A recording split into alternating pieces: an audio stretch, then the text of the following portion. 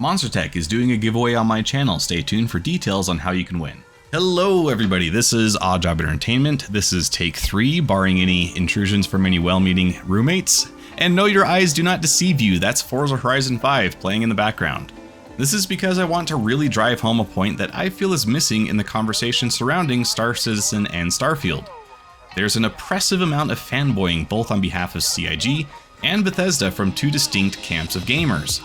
There are gamers on the Bethesda side that tout that this is the same company that made Skyrim, a game that has more re-releases and updated formats than I have fingers to count them.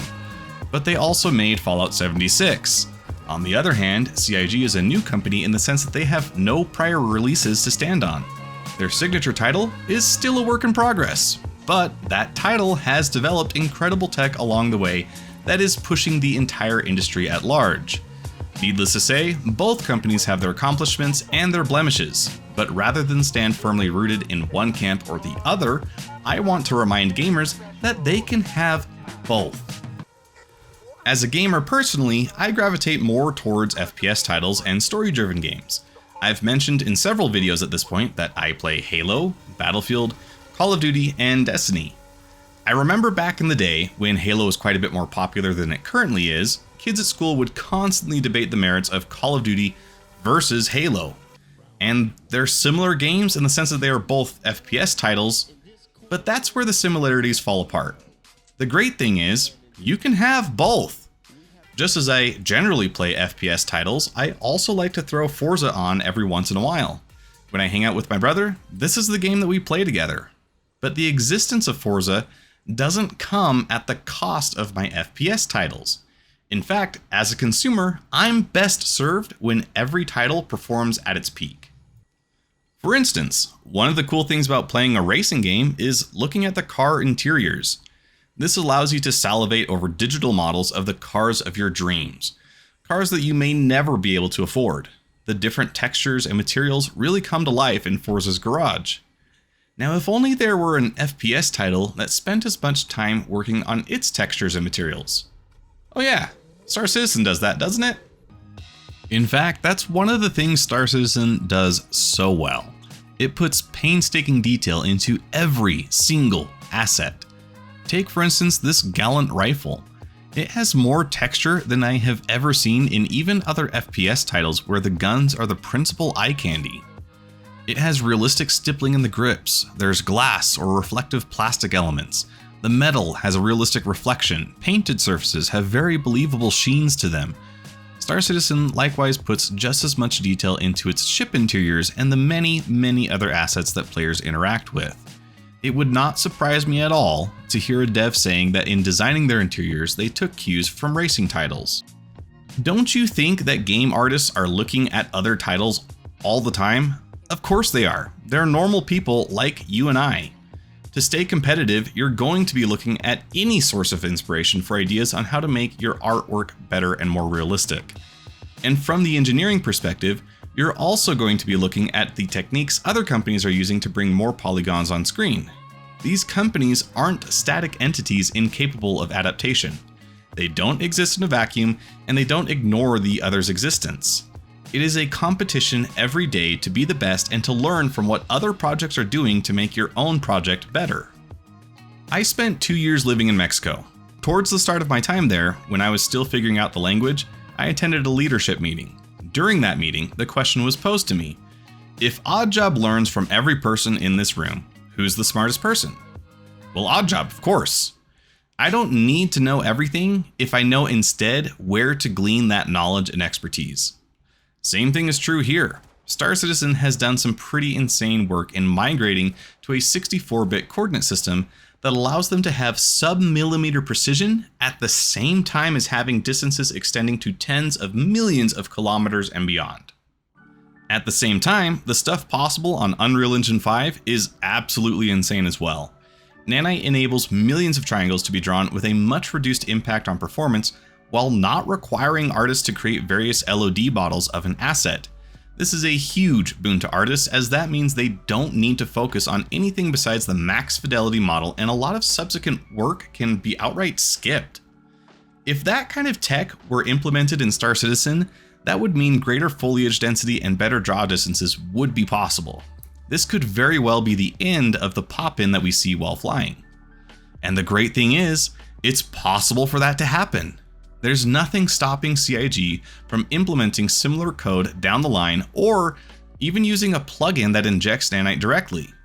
So Star Citizen gets the benefit of its 64-bit coordinate system and the booster performance from nanite. We can have both. This is the element that I feel is missing in a lot of the conversation surrounding Starfield. People keep referring to it as the Star Citizen killer, just like how every new FPS title is the new COD killer. That's missing the point. It is in the best interest of the Star Citizen community for Starfield to be the very best it can be, because healthy competition is always good for the consumer. In many ways, I hope this does serve as the kick in the pants that CIG needs to get content rolling out. But I do not see Star Citizen and Starfield as direct competitors. First off, Star Citizen is a multiplayer game, Starfield is not. So the kinds of experiences that they gear towards are likewise very different. The scale of the universe at first seems as though very similar, but when you look more into it, you realize that they're very different as well. Starfield will have an impressive array of procedurally generated planets at launch, but it's not going for the seamless transition that Star Citizen does, nor is it going to be attempting to fill the vast majority of those planets. Star Citizen does use procedural generation to assist in the development of systems, but as of yet not to create the whole thing. An artist still comes by to give it polish. So the scope and goal of these two approaches is different yet again. Now, players looking for another Skyrim that will get continuous re-releases and substantial mods may need to temper their expectations. Yes, this is the same company that made that game, but they also made Fallout 76, like I said. Bethesda does not have a perfect record, just like any other studio in existence.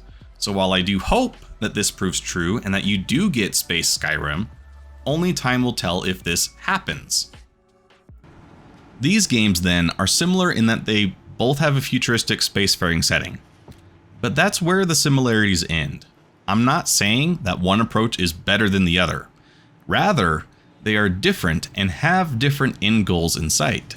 That said, they do serve as contrasts to each other in how similar projects can take entirely different approaches. There are several lessons that I think can be learned from Starfield, just as I'm sure they have taken many pages out of Star Citizen. But I don't want Star Citizen to try to be Starfield or vice versa. There's plenty of room for them to both coexist. Starfield has custom player created ships. They didn't invent the concept, but it looks impressive in the way they're doing it. By contrast, Star Citizen has exceptionally well crafted ships made by engineers and artists. There's no comparison between these ships simply because it's not possible. Is it super cool to make your own ship? Of course it is! But is it also super cool to fly around in an F1 space car? Absolutely. Starfield, for many players, will likely be a game that they pick up and play for a month or two before putting it back down. And this is not a bad thing either. So long as players enjoy their time, it will have succeeded in its goal. Not every game can or ought to be the game that you dedicate months or years to. At that point, however, it will be up to the community in a big way to keep Starfield alive through mods and content. Bethesda is not going to be putting an extensive support path into this game. It's to them a one and done deal. That's fine. As we've covered, this is a single player game, and that's generally how these things are supposed to go. Just as how we don't expect Rockstar to keep making content packs for Far Cry 5 or Red Dead Redemption 2. But those players will then come back to games like Star Citizen and Elite Dangerous that position themselves as long-term titles. This also comes into play when players talk about Star Citizen being outdated before it can even release. Certainly, we've all been blown away with the fidelity possible in the latest Unreal Engine. It's very impressive, but Star Citizen's approach has been to focus on the skeleton first and then give it skin. We've for years been focused on these fundamental tech hurdles. Once they are done, graphical updates are trivial by comparison. So it's well and good that Unreal Engine keeps getting better because a lot of it can be applied retroactively. Likewise, there's other games that do a really good job at EVA combat. I'm sure in future updates, we can see some of that bleed over into Star Citizen as well. Remember, devs are just like you and I. They watch YouTube, they learn, and they get excited about a lot of the same stuff we do. They are human after all. The best studio isn't the one that makes everything themselves, but rather the one that learns from everyone else. So like I said, I don't view Starfield or Citizen as direct competitors, but there are lessons to learn in observing both of them. There's plenty of room for multiple space sim style games. In conclusion, I'm looking forward to both games, because I plan on playing both games. That doesn't make me a traitor to either of them, and I'm sure developers at both studios are looking at the other to see what tricks they can learn. As long as each studio is putting their best foot forward, there's no way for us as customers to lose. With that said, we are doing a giveaway courtesy of MonsterTech, and I want to thank you guys for supporting me along the way. We are more than 60% of our way towards the 1,000 subscriber goal. And for a long time, I've been doing YouTube, but I haven't seen growth like this ever. So I'm really happy to have each and every one of you. And that's why I'm so excited to be able to have this partnership with MonsterTech that allows me to give back. MonsterTech is a very good company that makes very solid products for space sim, flight sim, and racing sim. And maybe I'll be in the talks with them in the future to see about adding a wheel accessory for my chair, because playing Forza Horizon 5 on my little Xbox controller is getting a little old. But if you want a chance to win a set of desk or chair mounts, all you have to do is like and subscribe to my channel and comment on any of my videos in the giveaway period with that video's corresponding secret word. Once the channel reaches our 1,000 subscriber goal, we'll be doing a giveaway live on stream. Today's secret word is talk to me about what kinds of other games you play besides your space sim. What are the genres you're interested in, and how do you see those kinds of games having overlap with games like Star Citizen, Starfield, and heck, even Forza Horizon 5? Until next time, this is Oddjob Entertainment. Have a nice day.